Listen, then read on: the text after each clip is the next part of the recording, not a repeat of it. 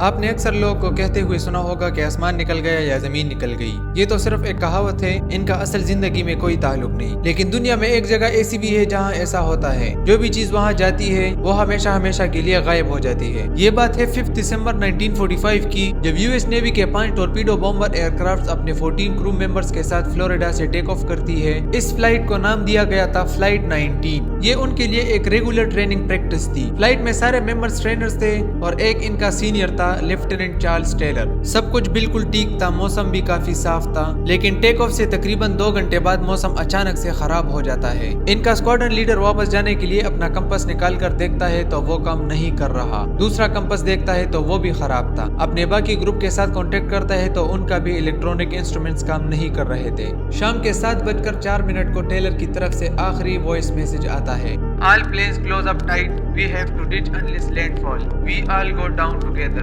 اس کے بعد یہ پانچوں کے پانچوں پلینز ہمیشہ ہمیشہ کے لیے غائب ہو جاتے ہیں. آج تک ان کے بارے میں کوئی نہیں جانتا. ان دنوں ورلڈ وار 2 ختم ہوئی تھی. یو ایس نیوی سمجھ رہے تھے کہ یہ پلینز کسی دشمن نے مار کر گرائے ہوں گے. فلائٹ 19 کے بعد ایک search and rescue mariner aircraft انہیں ڈھونڈنے کے لیے نکل پڑتی ہے، لیکن وہ بھی اس جگہ غائب ہو جاتی ہے. جس جگہ یہ دونوں پلینز غائب ہوئی ہے اسے آج ہم برمودا ٹرائنگل کے نام سے جانتے ہیں، the deadly Bermuda triangle. Al Jazeera T V میں ایک بار پھر سے خوش آمدید.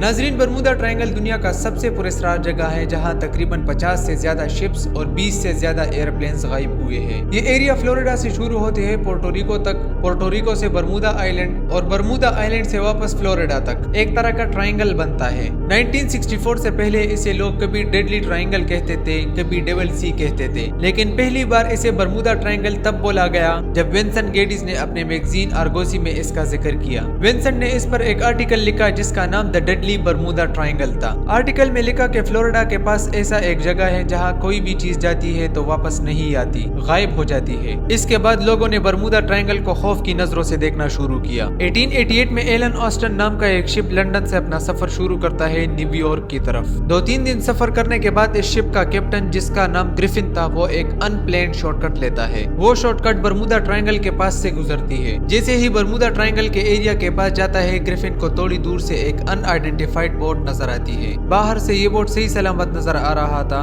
لیکن بوٹ میں کوئی انسان ہی نہیں تھا، نہ کوئی کیپٹن تھا اور نہ کوئی کرو ممبر. بوٹ پر جو بھی سامان تھا وہ اپنی اپنی جگہ پر صحیح سلامت موجود تھا. گرفن 2 دن تک اس بوٹ پر نظر رکھتا ہے. 2 دن کے بعد فیصلہ کرتا ہے کہ اس بوٹ کو ہم اپنے ساتھ نیو یارک لے کر جاتے ہیں. اپنے کچھ کرو ممبرز کو اس ان آئیڈینٹیفائڈ بوٹ پر بھیجتا ہے. 2 دن تک دونوں بوٹس ایک دوسرے کے ساتھ صحیح سلامت سفر کر رہے تھے. پھر ایک بہت بڑا طوفان آ جاتا ہے اور وہ ان آئیڈینٹیفائڈ بوٹ غائب ہو جاتی ہے. جب طوفان ختم ہو جاتا ہے تو وہ بوٹ پھر سے دکھائی دیتی ہے. اس بار پھر سے بوٹ بھی صحیح سلامت تھی، سارا سامان بھی اپنی اپنی جگہ پر تھا، لیکن گرفن کے کرو ممبرز بوٹ سے غائب تھے. گرفن اس بوٹ کو ادھر ہی چھوڑ کر نیو یارک چلے جاتے ہیں. ان سب انسیڈنٹس کے بعد لوگوں نے مختلف کنسپریسی تھیوریز بنائی. کچھ لوگوں نے کہا کہ ایلینز نے یہ سب کچھ کیا ہے، کچھ نے کہا کہ یہاں سی مونسٹر رہتا ہے، تو کچھ لوگوں نے اسے ایلومیناٹی سے ریلیٹ کیا. اگر سائنٹیفکلی بات کریں تو کچھ تھیوریز ایسی ہے جو اسے تھوڑا بہت ایکسپلین کرتی ہے. پہلا ایکسپلینیشن ہے کہ ہمارے ارتھ کے جو جیوگرافیکلی نارتھ پول ہے اور میگنیٹک نارتھ پول ہے وہ دونوں الگ الگ پوائنٹس ہیں. اس لیے جب ہم کمپس میں جیوگرافیکلی نارتھ پول کو پوائنٹ آؤٹ کرتے ہیں تو کمپس میگنیٹک نارتھ پول کو پوائنٹ آؤٹ کرتی ہے. دوسری ایکسپلینیشن ہے کہ اس جگہ پر ہیریکینز کا لیول بہت زیادہ ہے. اگر آپ دیکھیں تو ہیریکینز کا لیول پہلے چائنا میں زیادہ ہے، پھر یو ایس اے میں، اور یو ایس اے میں خاص کر فلوریڈا کے ایریا میں. تو یہاں ہیریکینز اور واٹر سپورٹس زیادہ فریکوینسی کے ساتھ آتے ہیں. تیسری ایکسپلینیشن ہے میتین ہائیڈریٹس. سمندر کے ایریا میں میتین گیس کافی مقدار کے ساتھ ریلیز ہوتی ہے. ریسرچرز کا کہنا ہے کہ میتین گیس کی وجہ سے پانی کی ڈینسٹی کم ہو جاتی ہے. شاید اسی وجہ سے یہ ساری شپس ڈوب جاتی ہے. یہ ساری ایکسپلینیشن صرف تھیوری سے، ان کا کوئی ایگزیکٹ پروف آج تک نہیں ملا. اگر ویڈیو پسند آئی ہو تو لائک اور سبسکرائب کر دینا. ملتے ہیں اگلی شاندار ویڈیو میں.